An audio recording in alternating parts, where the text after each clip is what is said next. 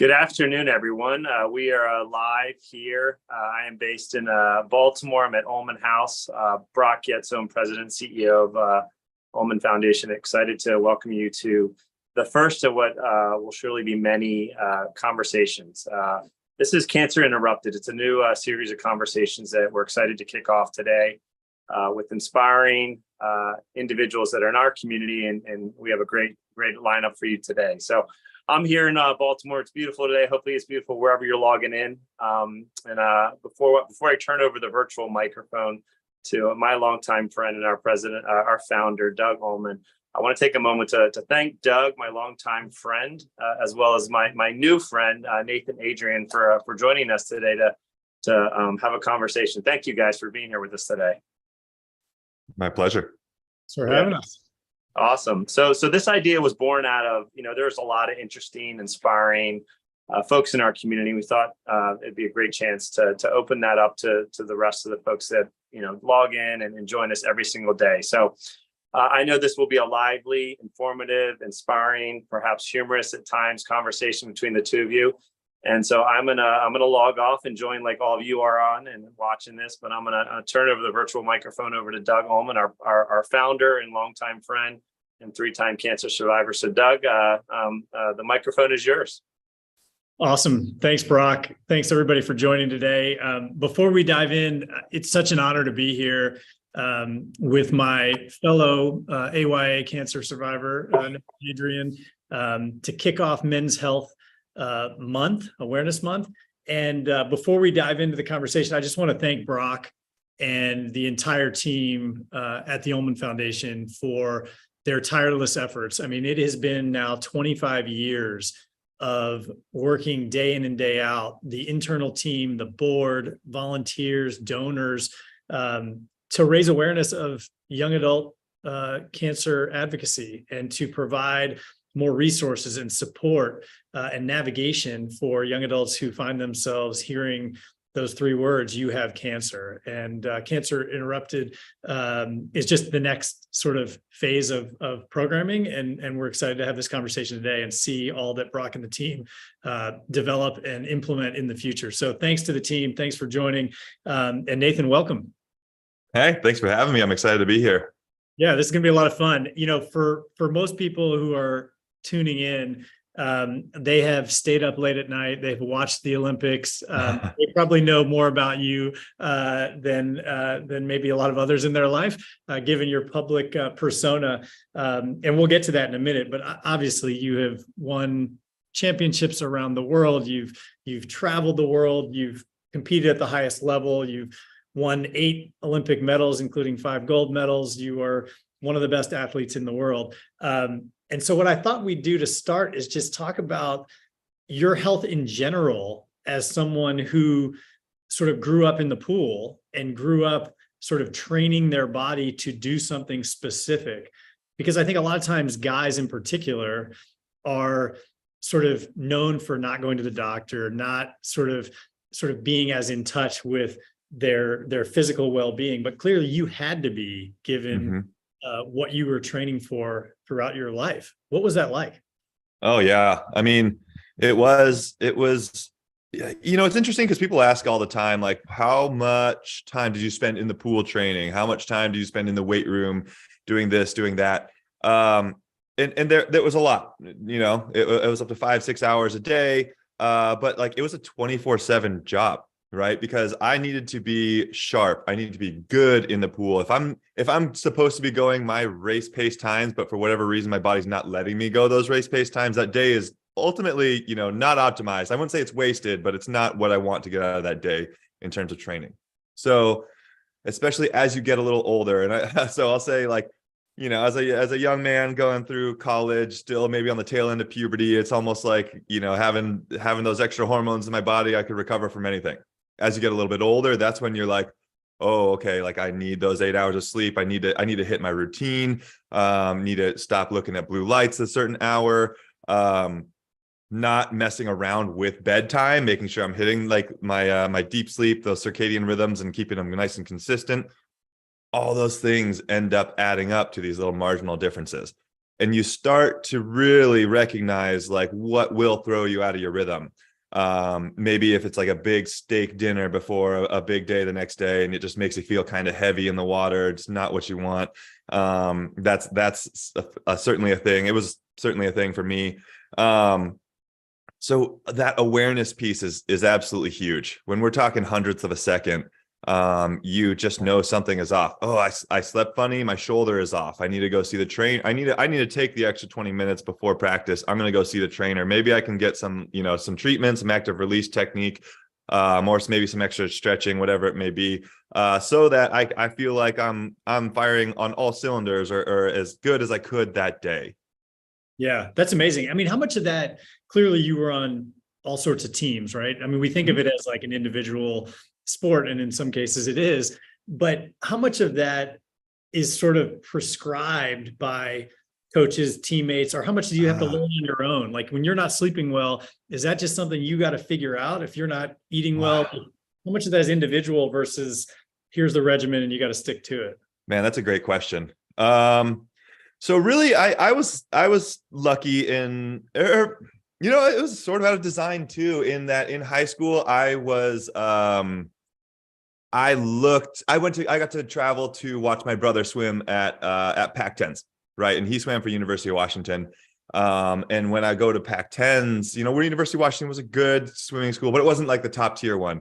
But when I went to Pac-10s, that's when I saw Cal. That's when I saw Stanford. That's when I saw Olympic champions from the Olympics competing at this meet that my brother was swimming in. And I was like, oh my gosh, like what I could go there. Yeah, right. Like if things go right, like I could put myself in that position. So eventually I did. I got to Cal, and then I got to watch the other athletes. And these other athletes were the ones who had already done it before, and they were the ones that were so in touch with their body. And for me, it was my coach talking to me and me being like, how do I do it? And they're like, well, look at like at the end of a Saturday practice, I remember actually as a freshman, our coach just saying, hey, to some of the pros, some of the guys that had Olympic medals, hey, what are you guys going to do after this practice to recover? And they were like, well, I have a massage planned, and I have a good healthy meal planned. And then, I'm going to do this to go relax. And then you go to bed early kind of thing. Cause we were getting ready. We were a year and a half out of the Olympics. They were getting pretty serious at this time. And I was just, a young freshman excited to be in college. My mind was kind of elsewhere, and that kind of reeled me back in. I was like, oh, that's what it takes. That kind of focus, that kind of intensity on a regular basis. So I was lucky to learn from some of the absolute greats, and that was like Gary Hall Jr., that was Dewey Dragana. It's funny, I always talk about this. It was kind of the bad guy in the 2008 Olympics, but the guy that Michael Phelps touched out by 100th of a second, with that famous picture of them both going. I was training with that guy. His name is Milorad. And yeah, he was on top of his game. He almost beat Michael in one of Michael's marquee events. And he had to be sharp every day in practice to put himself in contention, so I was learning from him. Later on in my career, I was also lucky because Natalie Coughlin joined the squad and was training with Dave Durden and the men's team. And I mean, you just talk about someone who upped the game of professionalism in swimming. I mean, she was extraordinary, and it was fantastic to watch because, they didn't have a really robust, or she was used to kind of doing things on her own because the women's team didn't have a big pro group. So it was very geared towards college swimming, the college season, but Natalie was obviously a professional and she was going on the professional season. So she had to take her training into her own hands a little bit. Especially as the girls team was getting ready for their meets, and just seeing her go through those motions, how she responded, how she reacted, how she communicated with the coaches to help them understand what their needs are, right? And I think that's like a really interesting, like a paradigm shift for any young athlete, where it goes from this relationship with a coach where it's like the coach is someone who's telling me what to do and they're trying to basically squeeze all the juice out of this orange and get the best out of it, to like, no, like this is a two-way relationship. Hey, coach, like I'm feeling bad because I'm overtrained because of what we've done. And then we respond together, not just like well, you're feeling bad because you did X, Y, Z, get back in the pool, go work even harder, that kind of thing. And that paradigm shift happened, especially as you start to latch onto those goals. You start to really see how you can make a life out of swimming and accelerate your own career and take it into your own hands. And then you trust your coach and they trust you, and then this beautiful relationship just kind of blossoms. That's awesome. It's funny, as somebody who is like a terrible swimmer, but who loves watching the legends like yourself, to hear you mention Gary and Natalie, all these memories of like sort of thinking about these races and Michael and et cetera.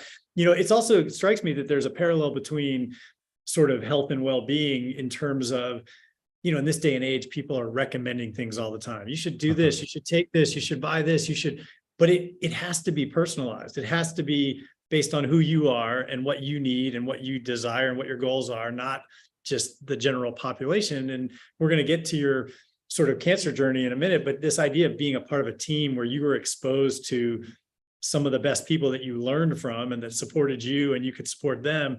What is that team environment like? Again, because I think for a lot of us, we see it as an individual sport, but the infrastructure and the people involved that make what you do possible.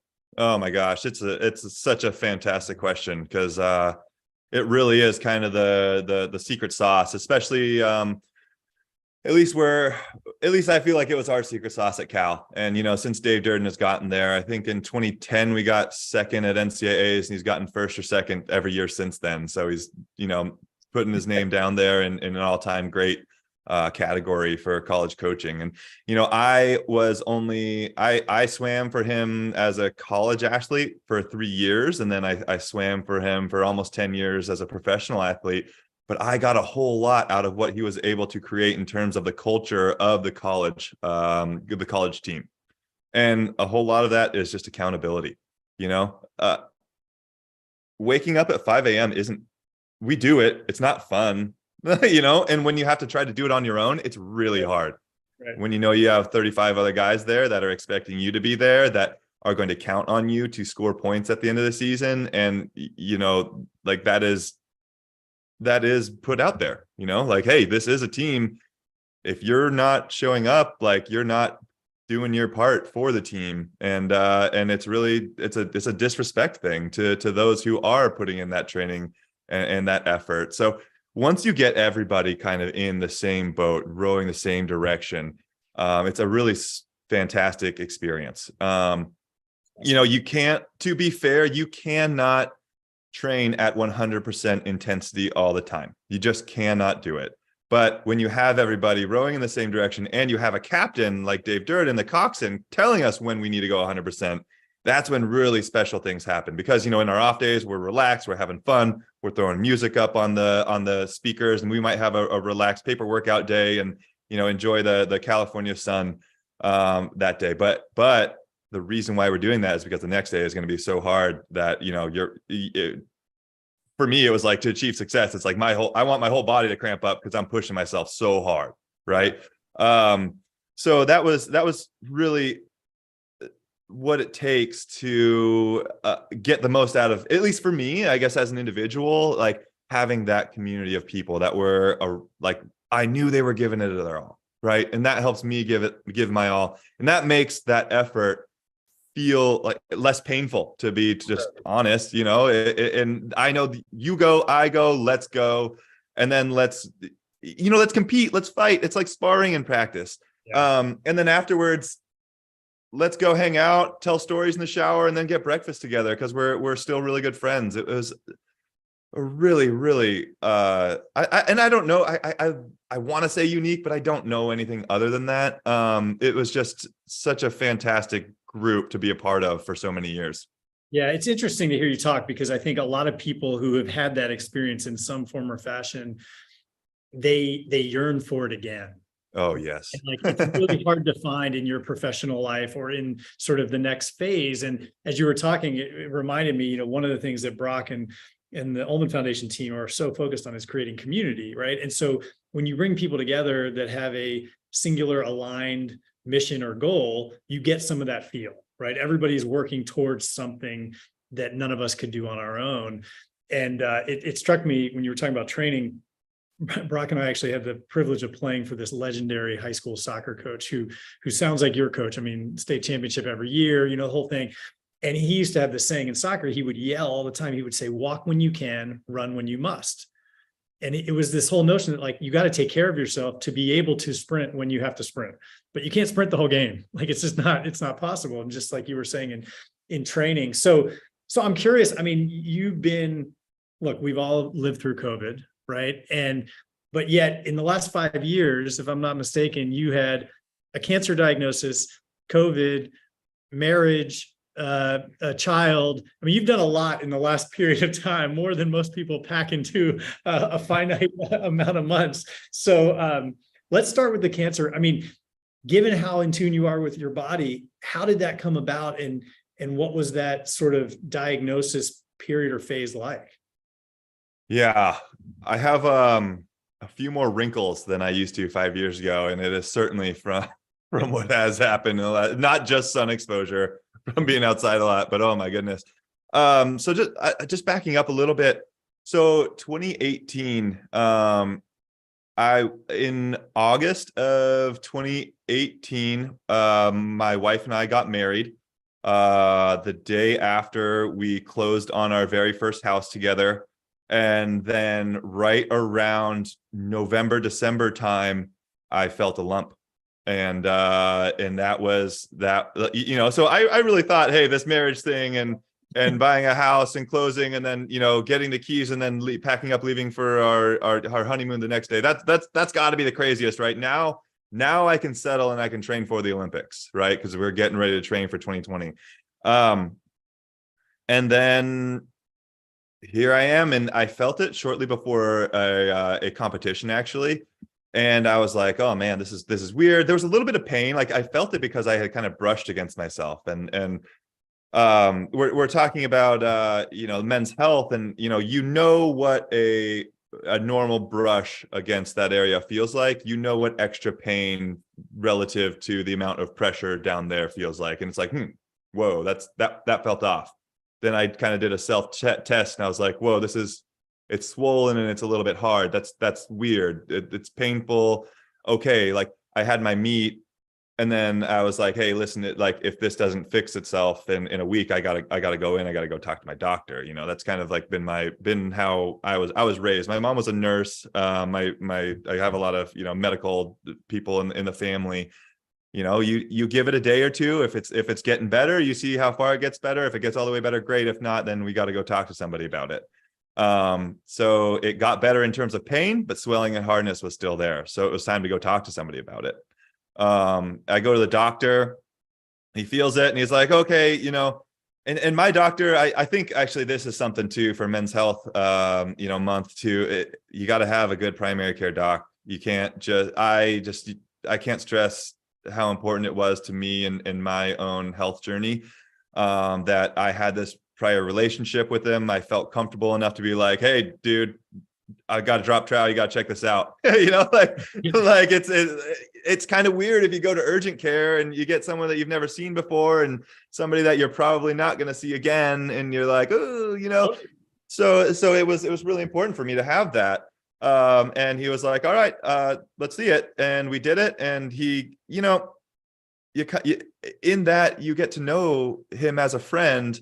And it was like, okay, you know what? This could be an infection. I'm gonna give you some penicillin, but we're also gonna get you into a urologist tomorrow, and get you this ultrasound today, just in case. I was like, whoa, this is like, right. Doctor is usually like, yeah. So he's talking me down. He's talking me off the ledge. He didn't want to, he knew like that just gets someone spinning. He was keeping me under control.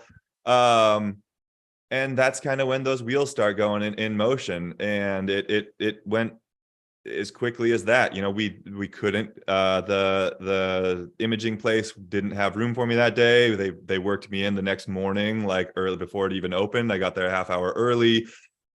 And then it was, get that imaging done, see the urologist. The urologist was, no longer doing surgeries. He was kind of getting ready to retire, but he basically was like, he said those key words, vascularized mass, And testicular cancer, vascularized mass means you have cancer until they take it out and find out that it's not. And yeah, it was. I mean, I can keep talking about, kind of go through the diagnosis journey if you'd like, but I mean, a lot of people probably already know. Just quickly, I think you made a great point, which is like, you got to have a physician that you trust, that because you said something that happens a lot with young adults who are on the verge of being diagnosed, which is when the physician said, hey, it might be an infection, but we also need to see a urologist. A lot of times there's this, what's called low clinical suspicion, where somebody says, oh, you're young, you're healthy, this can't be anything bad. Like, we'll just give you an antibiotic and it will think it's an infection. So if your doctor had not sent you to the urologist and not emphasized the need to do that, it might have been a month or 6 or whatever, and it might have been a different situation. Totally. Oh my gosh, absolutely. And it was, and I think the other thing that I always want to, stress to people, and again, this might not be the exact right audience, because they probably already have done this and have learned this lesson, but for anybody else who doesn't know, like, you have to be your own biggest advocate. When it came to figuring out surgery, that was fine. I got on the surgery schedule all right. But then for my second surgery, it was actually with a Da Vinci robot with a very, very busy physician. And I called his scheduler every day, twice a day. And I think, this was through the holidays. Like, he wasn't answering, and I left voicemails. I called my primary care doc, right? And I was like, hey man, like, do you have any connections? Do you have any friends of friends to get me on here? Cause like, they're busy. There's not enough of the Da Vinci robots to operate on everybody as often as we need to. And that was what I needed for my own, path to treating this thing. And it was a lot. It's not something that is taken care of, and honestly, I was used to my mom kind of taking care of this stuff for me. Mommy made dentist appointments, eye appointments, and my checkups and all that stuff. But now, like, I'm a grown up. I got to act like a grown up. I'm calling. I will be that annoying person who calls and advocates for my own health. And everybody out there who thinks something's wrong, just because they don't pick up doesn't mean that your lump or your issue went away. Like, you got to figure it out, man. You got to go check it out. It's hugely important. I mean, one, it's sort of sad that you have to do that at a time when you're stressed and dealing with all the sort of ramifications of a diagnosis.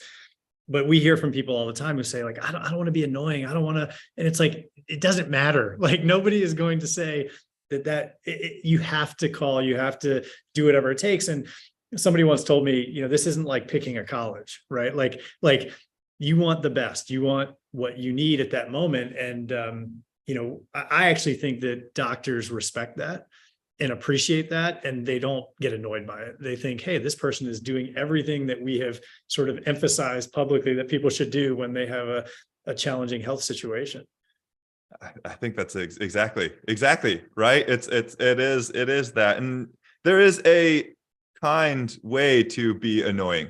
Like there is a respectful way to make sure that your messages are getting responded to or heard.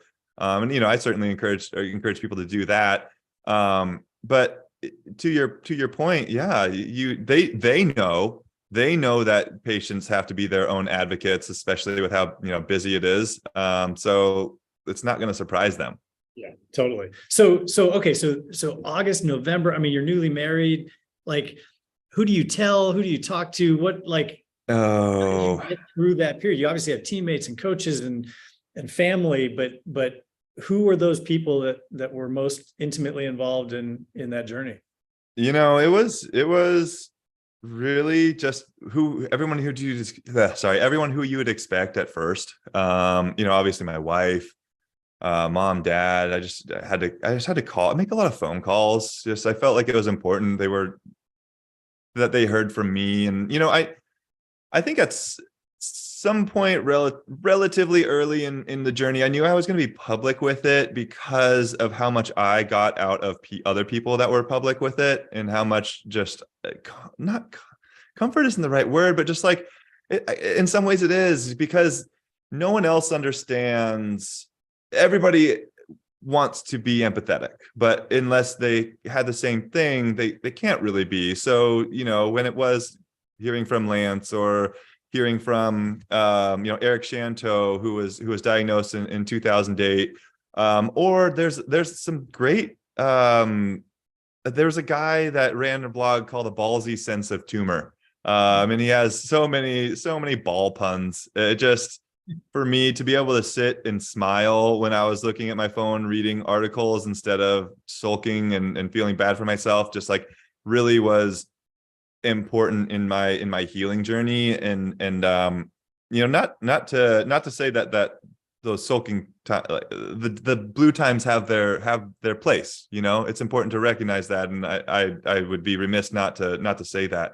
But yeah, it was definitely family. And then a lot of my teammates, I felt like it was important to tell them. And then my support system, and it's like there's just so many people, coaches, physical therapists, massage therapists, people at USA Swimming who really had just been there, supporting me in my swimming. They would, if I didn't tell them, they would they would probably see in the media or something, but all of a sudden they'd be like, well, Nathan doesn't care anymore. He's not, emailing me, asking me for stats or doing this or doing that or the other. And I'm like, no, hold on. Like, I'm taking care of some stuff right now. Oh my God, I'll be back as soon as I can. Like, I want to be back. I promise.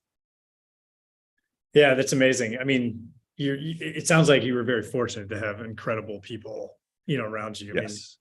I mean, family, friends, and it's interesting. One fact that people may not know about you is that you, I think, studied public health. Mm-hmm. And so you have this profession that is all about health and well-being and fitness and training. You studied public health. You've been an advocate for lots of different causes, and obviously Mm-hmm. now cancer advocacy, as well as youth swimming and other things. So for you, it's almost ironic, right? Like somebody in the prime of their life in terms of fitness and your background to be diagnosed. How did swimming play a role in your recovery? Like, how did that getting back and training, and like, how important was that to have a goal? Yeah. Oh my gosh. I mean, it was everything. And I so going back to kind of what you said earlier, like, I was eating 3 green smoothies a day. I was monitoring my protein intake. I was, eating whole grains, and I was eating, faster metabolizing carbs when I was supposed to, right? I was focused down to that level.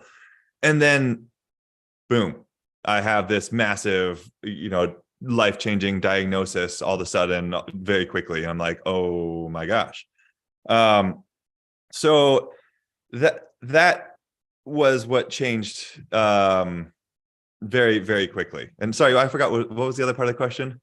Well, just the idea and the goal of getting back, like how much, because we talk a lot about, here we go. Yeah.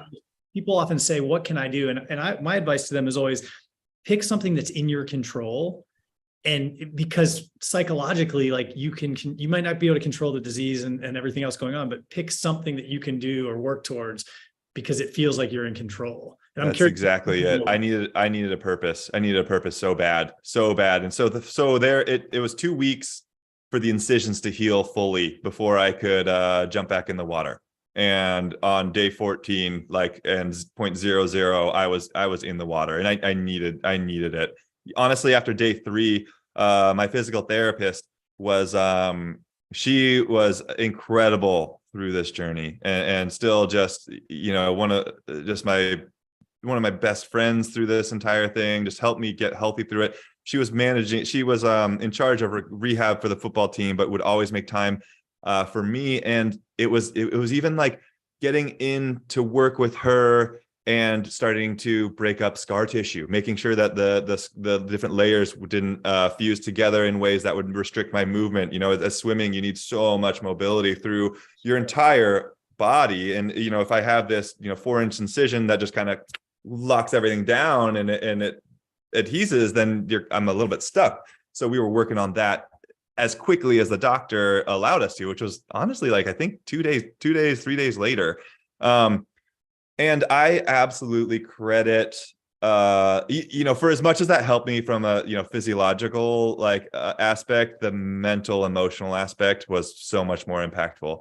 Feeling like I was doing what I was meant to be doing, and somehow working towards performing at a high level in the pool again was just so important for my mental health. I had 2 surgeries. They were, off the top of my head, I can't exactly remember. I think they were about 4 weeks apart. So I was only in the water for 2 weeks between those surgeries, but I was in there every day, and I needed that. Again, like I even knew kind of in the back of my head, I was like, I'm really going to be starting kind of from square one. I could just hang out and watch Netflix and probably be around about the same, but like, no, I need this. I need to be around my community, my people. I need to like see, like, to what we were talking about, the team. I need to be around that. I need to feel that atmosphere, like just recenter myself. My doctor, when he called me to tell me that it was a vascularized mass, I was walking into practice, and I remember like there's this sign that I was 10 feet away from, and it said "Choose your attitude," and it has a little like Cal bear claw. Amazing. And it like just kind of that juxtaposition right there, then and there, was something I look back on. I'm like, it had to be, like I just got diagnosed with cancer, but I'm walking into practice and like, I'm going to crush this practice like no other practice I've ever done. Right. Because I'm going into surgery here pretty soon, like I'm not going to be able to do this. I love it. I love the pain. I love putting myself through this. And yeah, it was something that was really important to have that purpose. Cause otherwise I was stuck. I would sit in a dark room all day if I let myself, if I didn't know better, actually would be probably the right way to say it. But lucky for me, I had I had B, my physical therapist, who was getting me in, working with me through that. And my mom came down, and, my wife had to go back to work. And so she was gone during the day, but my mom, and, it's not like my mom and I were engaging in conversation for 9 hours a day, but just to have someone else there to keep me company was everything. She would sit there, read a book, and it just like was comforting. So it was, there's just something about it. Yeah. I love the choose your attitude piece is like such a good lesson in general, for life. So I know we only have a few minutes left, and as someone, I figured I'll ask you a couple quick questions as someone who has zero understanding of what it's like to be an Olympic medalist. What is your top memory from all of the Olympic Games you were in? And I'm just curious what you would say was your best experience. Okay, I apologize about the phone going off in the background. I can't reach that one back there, but I get asked that all the time, and I usually fire back at whoever asks me that if they have multiple kids, and then I ask them who their favorite kid is, because for me, every one of those Olympic moments was a journey, and there's a story behind it, which is why I think the Olympics is so compelling. It only happens every 4 years, so there is that added pressure element, and how people respond to that is all different and unique, whether they take it really, really seriously year after year after year, or if they kind of build up their like seriousness and how much they engage to that pinnacle event of the Olympics. Everybody's different, and it's so fascinating watching and diving into those stories.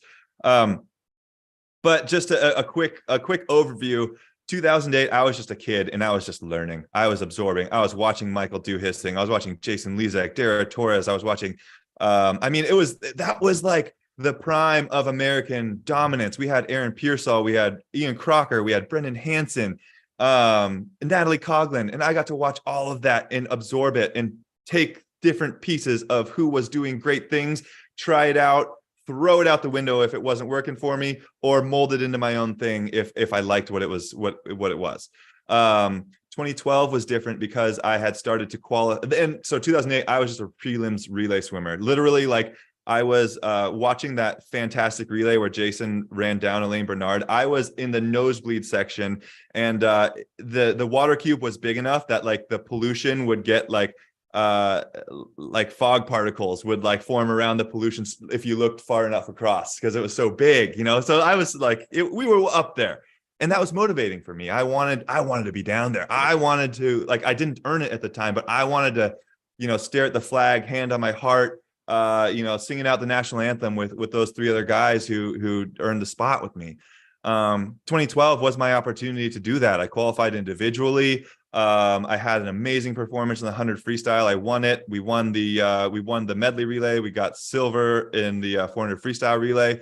And then 2016 was a different experience because I was elected captain. And now, instead of just like being singularly focused on me, there was an added responsibility of like, and it's not a ton, but just making sure no one gets left behind, because like the Olympics is an interesting thing because we all go from Olympic trials where literally those people that are on your team with you were your biggest competitors 4 or 5 weeks ago.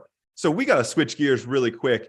And, we had great chemistry, but that's sort of by design too. You have to put yourself in positions to create that bond, to create that chemistry. And as captains, you're a little bit responsible to you're kind of just like the grease, the coaches and the staff are going to, create the system. We're just helping to, create engagement and try to facilitate it. So that was kind of my short story of how every one of those experiences was different.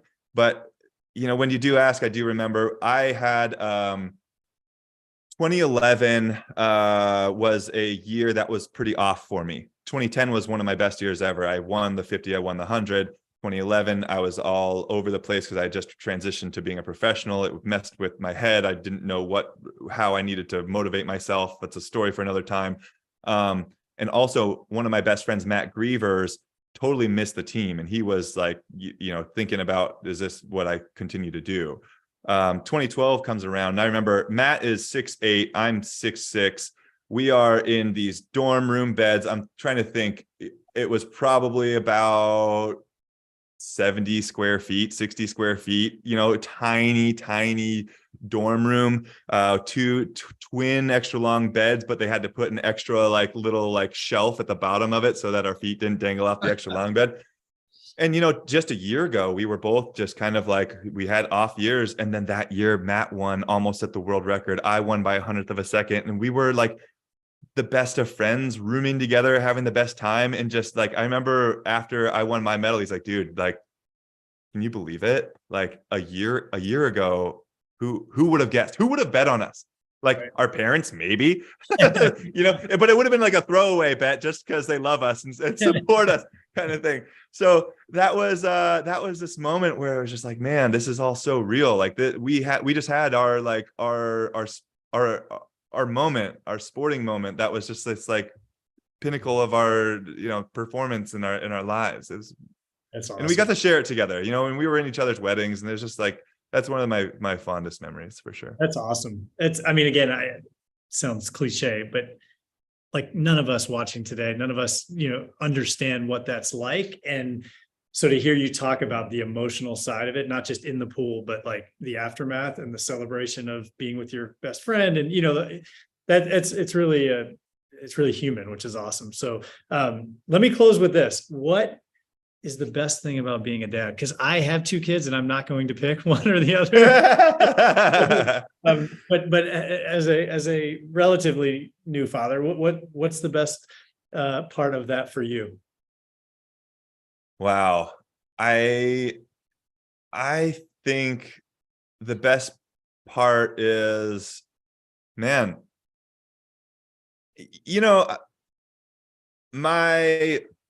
my life in swimming and performing and going for world records and going for top in the world rankings is over. I'm comfortable saying that. I'm focused on building a business, doing other things in my life, but now with these 2 girls and seeing what they can do with their life and how I can do my best to facilitate it and try to create that balance of not making it for them, but allowing them to learn. That is just the coolest thing. And just sitting and watching, and with our 9-month-old who is just starting to show a little bit of personality. She's dancing to music, and our first one didn't do that. And we're maybe she's going to be our artist. Maybe she's going to be our singer, it just the world of possibilities for them. And it is watching the news too much, there's just a lot of doom and gloom out there. But like when you see young people and their innocence and their kindness and, inherently they're good little people, it is really refreshing, and trying to cultivate that and mold it into, something that, they're proud of when they get older, and we're proud of, and to be a piece of it is just, when we're talking about purpose, man, like there's nothing greater than, like, swimming fast is cool, but like it's a number, and it's very fickle, very, very fickle. But like to be a dad is not. Yeah. Well said. I mean, look, we can't thank you enough for taking the time today, but also for what you're doing. And as you mentioned, you're building an amazing swim club, and you're teaching young people, and you're inspiring through your cancer advocacy, and what you did in the pool gave you a platform, obviously, to do a lot of this work. And your girls will grow up inspired by what they learn about you as they get older. I am sure of that. And we're just honored to know you, and appreciate you joining us today. Thanks for everything you do. Thank you for having me, and thank you for what you do. I mean, truly, it is people like you and the foundations that make these experiences so much easier for a lot of people. Well, thanks. And again, to Brock and the Ulman Foundation team, thanks for starting Cancer Interrupted. And we look forward to more opportunities to engage with great minds and people with great stories that can inspire others. So enjoy the day.